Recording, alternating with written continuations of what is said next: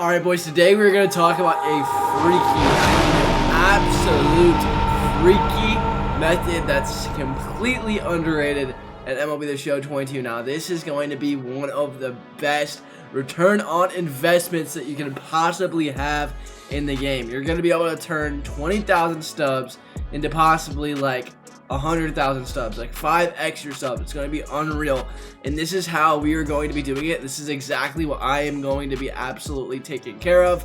I have been loading, and I am about to be going ham, absolute ham on these cards, and we are going to make a ton of stubs in this video.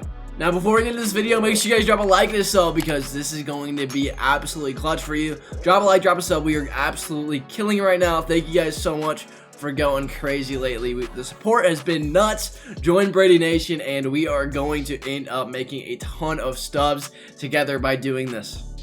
So as you guys know, on Friday we have a giant collection. I ended up making a video about this a couple of days ago, but it is coming out this Friday, and it's a giant big legends and flashbacks collection. Now what this means for the market is that every single one of these cards that are under collections right now, that are in the legends and flashbacks thing, such as all of these postseason cards and even just the ones that you wouldn't think would get a lot more expensive, are going to get a lot more expensive. So we're going to be talking about the cards that we're going to be investing in absolutely skyrocketing, and so that they make you a ton of stubs on the market. Now I have been thinking the past couple of days of the best cards to actually end up doing, and I kind of had a little bit of a thing. I don't think that postseason cards are going to be that great, especially the postseason cards that you can get in the event. I don't think any of the postseason cards make sense because a lot of these are available in packs that are very frequent packs.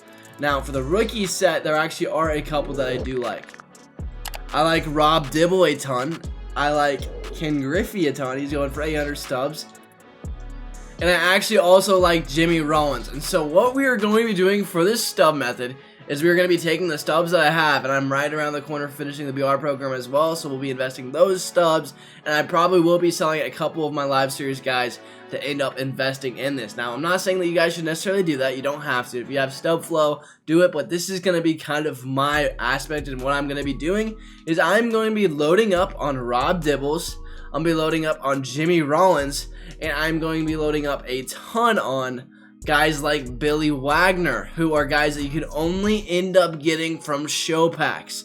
And the reason why these cards are so good is that the cards that are only available through show packs and don't have a ton of volume, like let's go and end up looking at Billy Wagner right now, you can see that he has a decent amount of buy orders. However, you can see that there's a big gap between 8,300 and 10,000, and this card could easily be ramped up if you bought like 20 or 30 and you got a lot of your friends to do it too. You could end up taking a lot of sell orders for this, so you buy them at like 8,300 a pop, and you end up buying out a bunch of these buy orders, and you end up putting up more buy orders to ramp up the price of this card. Multiple people will end up following you, and before you know it, you will end up having a very expensive card for pretty much no reason at all. And the diamond cards don't have a cap to how expensive you end up making the card. So we can make this 90 overall Billy Wagner, for example, selling for like 40k, which is absolutely outrageous. But if you get a couple of friends and you know a couple people, and we end up just absolutely destroying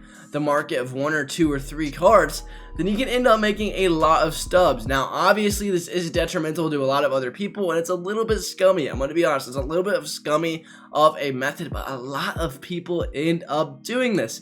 And so what I'm going to be coordinating with, and we're going to do it with our community, is we're going to start talking about cards that we are going to ramp up, and we're going to ramp up the living crap out of these before Friday.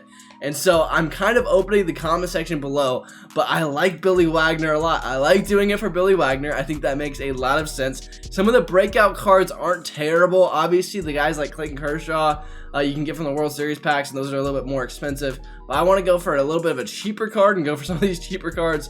John Schmaltz, let's see how you can get him. John Schmaltz, maybe not a terrible one. Paul Monder, these guys are going to absolutely rise up, especially whenever you end up looking and they don't have any location spots. So you make sure that they end up coming only from either the show packs or they're just extinct right now, such as John Schmaltz right here, who doesn't have any location. So you could buy this card up. You could buy guys up, like even some of these diamonds, I think, are the same way.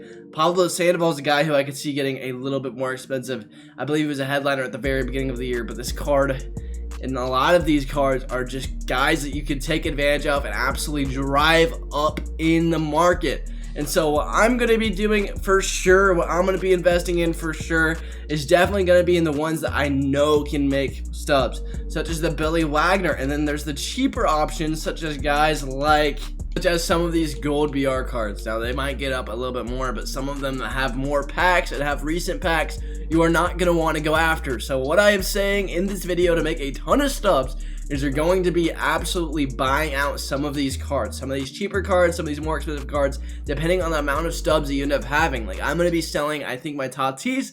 I'm going to be selling the BR rewards that I am right around the corner for ending up finishing. So that'll get me up to about 200 to 300,000 stubs in the next day or two that I am going to be investing in these cards. Now I'm going to keep you guys updated on this, and this is going to be kind of a new method, but I saw somebody pump and dump a ton last year and end up making millions of stubs. And if you're on the right side of it, you can make a ton. I know I'm a YouTuber, so I would be in the front, and so I don't want to necessarily screw you guys over. So this is why I'm kind of making this video, but I do think that we could absolutely destroy the market on one of these cards, and it would be really, really funny on Friday. And we would make a ton of stubs as a community, and, you know, Brady Nation would be coming out with a lot of stubs. That's all I'm saying. So this is basically my proposition to you guys and how we are going to be making a ton of stubs by Friday. We'll keep you updated. I'll probably make a video on this either Tuesday or Wednesday. I'll talk to you boys later. Have a great rest of your day, and peace.